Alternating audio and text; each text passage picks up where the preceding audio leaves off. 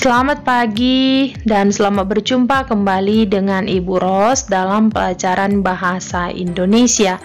Nah, pada video pembelajaran kita kali ini, kita akan membahas menelaah struktur dan kebahasaan teks eksposisi. Nah, setelah kalian mempelajari video ini, kalian diharapkan mampu menelaah struktur dan kaidah kebahasaan teks eksposisi. Nah, langsung saja kamu simak dalam penjelasan video berikut ini. Nah, topik yang pertama kita bahas itu adalah struktur teks eksposisi. Nah, untuk membedakan teks eksposisi dengan teks lain, teks eksposisi memiliki struktur yang menjadi pembedanya dengan teks yang lain. Nah, yang pertama yang menjadi struktur dari teks eksposisi adalah tesis, yang kedua rangkaian argumen, dan yang ketiga penegasan ulang. Nah, yang pertama tesis. Tesis itu merupakan bagian pengenalan isu, masalah, ataupun pandangan penulis secara umum tentang topik yang akan dibahasnya.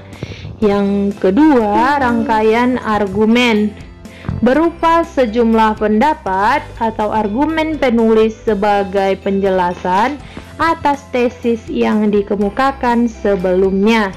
Argumen bersifat menguatkan fakta yang ada di dalam teks. Bagian yang ketiga adalah penegasan ulang. Penegasan ulang yaitu perumusan kembali secara ringkas. Bagian ini sering pula disebut penutup atau simpulan. Itulah yang menjadi struktur teks eksposisi. Yang kedua adalah kaidah kebahasaan teks eksposisi. Nah, yang pertama menggunakan kata-kata teknis yang berkenaan dengan topik yang dibahas. Istilah-istilah ini muncul di dalam teks dalam bentuk kata yang berisikan makna, seperti hutan lindung, hutan alam, sektor kehutanan, dan lain sebagainya. Yang kedua, menggunakan kata yang menunjukkan hubungan argumentasi. Misalnya, jika, sebab, karena, dengan demikian, akibatnya, dan oleh karena itu. Ada juga yang menyatakan hubungan kronologis dan perbandingan atau pertentangan. Contoh, sebelum itu, kemudian, pada akhirnya, sebaliknya, dan lain sebagainya. Nah, yang ketiga, menggunakan kata kerja mental. Seperti diharapkan, memprihatinkan, memperkirakan, mengagumkan, menduga, berpendapat, berasumsi, dan menyimpulkan. Yang keempat, menggunakan kata-kata perujukan. Contoh, berdasarkan data. Yang bagian kelima, menggunakan kata-kata persuasif seperti hendaklah, sebaiknya, perlu, harus, dan lain-lain.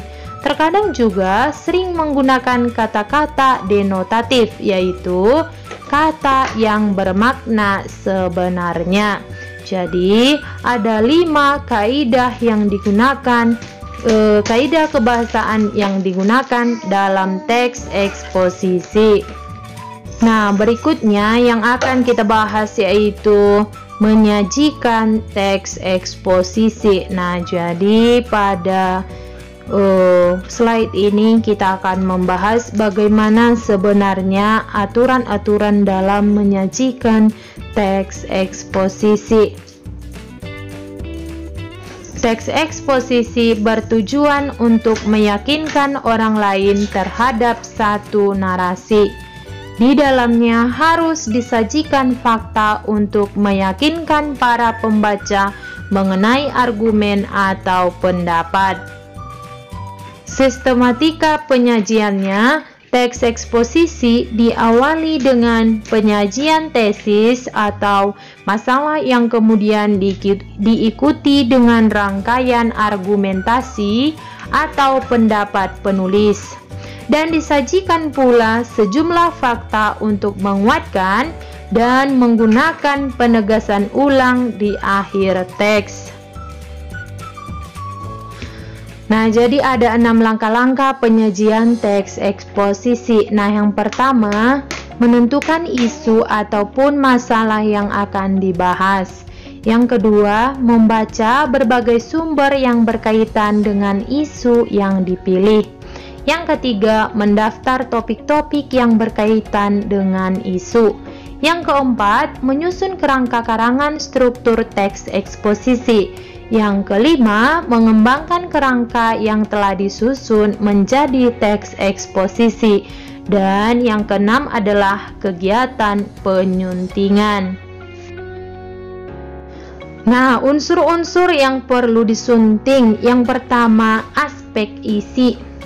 Terkait dengan daya tarik isu, kelugasan argumen, dan kelengkapan fakta. Yang kedua, aspek struktur penyajian terkait dengan kelengkapan dan ketetapan susunan antar bagian teks. Dan yang ketiga, aspek kaidah kebahasaan terkait dengan ketetapan penggunaan kata sesuai dengan karakteristik dari teks eksposisi. Nah, sekian dulu pembelajaran kita hari ini. Semoga apa yang telah Ibu terangkan tadi dapat kalian simak dengan baik. Nah, tugas-tugas yang telah saya berikan tetap kalian kerjakan karena itu akan mendukung penilaian di akhir semester. Nah, sampai jumpa dalam pertemuan kita berikutnya. Nah, pertemuan kita berikutnya kita akan membuat teks eksposisi dalam bentuk video pembelajaran.